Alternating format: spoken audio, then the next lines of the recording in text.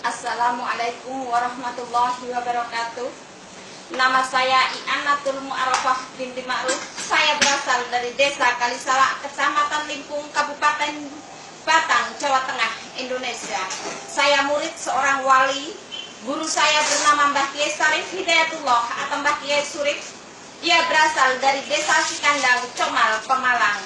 Beliau adalah jelmaan dari Sunan Derajat. Kakek saya Mbah Paat adalah jelmaan dari Sunan Kalijaga. Sunan Kalijaga dikenal semua orang bahwa dia adalah anak Adipati Tuban, tapi sama sekali tidak. Beliau adalah anak kandung dari Eyang Santang dan istrinya yaitu Nyai Ratu Ayu Ireng atau Nyai Ireng yang selalu mendampingi saya. Guru saya yang kedua adalah Bapak Sohibul Huda yang mengajarkan kepada saya hidup ada dua pilihan, ingin menjadi walinya Allah atau ingin menjadi walinya setan. Dia berasal dari Desa Krai, Kecamatan Yosowilangun, Kabupaten Lumajang.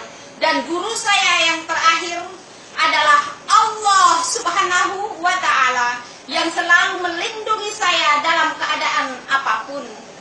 Beliau yang memberikan saya surat Al-Kahfi yang asli, dan beliau juga yang telah memberikan kepada saya siapa garis keturunan saya yang sesungguhnya.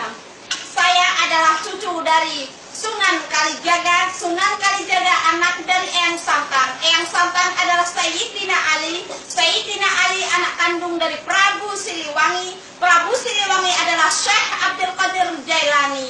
Dan Syekh Abdul Qadir Jailani adalah anak kandung dari baginda Nabi besar Muhammad Shallallahu Alaihi Wasallam. Beliau yang akan mewariskan kepada saya tahta kerajaan dunia dan juga akan mewariskan kepada saya yaitu Al-Quran. Bunyi Al-Quran yang saya pelajari adalah Al-Quran diturunkan bukan untuk perpecahan, tetapi Al-Quran diturunkan untuk perdamaian dunia, mendamaikan antara orang Islam dengan orang Kristen, bahwa orang Kristen bukan orang kafir. Aku akan memasukkan siapa saja ke dalam golongan orang yang beriman, tidak memandang bentuk rupa wajahnya dan pakaiannya, tetapi yang dilihat adalah hatinya. Barang siapa yang berjihad mengatasnamakan Allah dalam kurung jihad fisabilillah, hanya ingin namanya dikenal, aku akan memasukkan dia ke dalam lembah neraka jahanam. Budak sembelian itu disembunyikan di dalam rumah orang yang dianggap kafir. Ternyata dia orang yang beriman dengan dipenuhi segala kebutuhan-kebutuhan dan keajaiban-keajaiban Allah, ditemani sahabat sejatinya.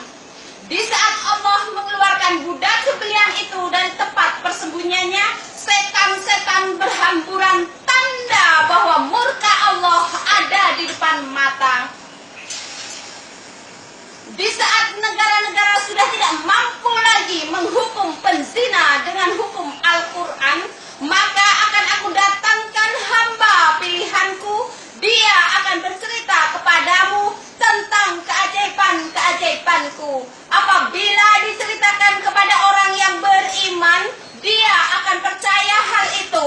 Dan apabila diceritakan kepada orang yang munafik, dia akan berkata, itu ada pada zaman nabi-nabi saja, itu ada pada zaman dahulu kala, zaman sekarang sudah tidak ada lagi. Budak sembelian itu akan dihukum, dan yang menghukum adalah para wali dan para nabi, saudara-saudaranya, teman-temannya, sahabat karibnya, disaksikan oleh raja-raja di seluruh dunia.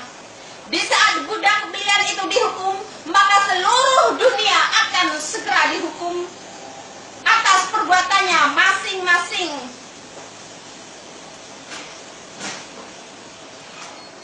Para wali dan para nabi akan diturunkan di negara yang dianggap negaranya orang kafir, ternyata negaranya orang yang beriman. Saya akan dihukum di Masjid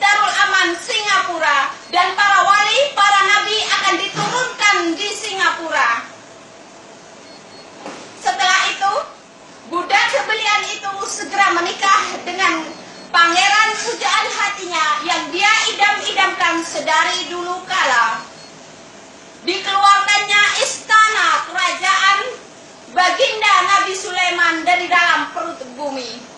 Dunia akan kembali menjadi kerajaan dunia dipimpin oleh Ratu Adil. Budak pilihan itu segera dinobatkan sebagai Ratu Adil.